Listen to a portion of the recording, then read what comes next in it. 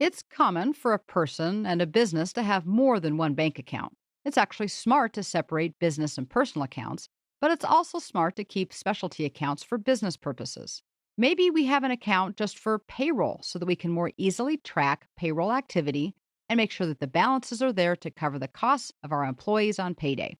Maybe we keep a savings account for unexpected repairs or maintenance that we may need to do on a building or vehicles. There are a lot of reasons to keep multiple bank accounts.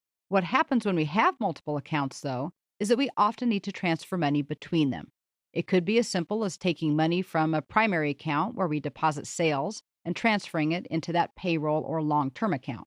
Fortunately, QuickBooks makes transferring money between accounts easy. Let's go ahead and move up to the banking menu, and we'll choose to transfer funds. This brings up a window that has just a few entries that are very intuitive and easy to work with. We need to enter the current date, and then we simply need to designate which account we're transferring money from and which account we're transferring money to. Then, of course, we do also need to designate the transfer amount. So from our dropdown, we're going to choose our regular checking account as our source account, and we're going to move some money into an account we just created that has to do with saving for long-term equipment purchases.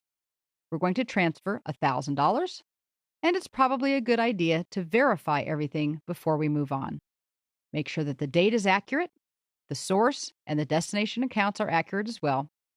QuickBooks provides the current balance so we can make sure that there is enough money in the source account to make the transfer. And then, of course, the value of the transfer itself. If we were signed up for electronic banking, we could check the box on the bottom left-hand side that says make this an online funds transfer. Sometimes it's also a good idea to add a memo.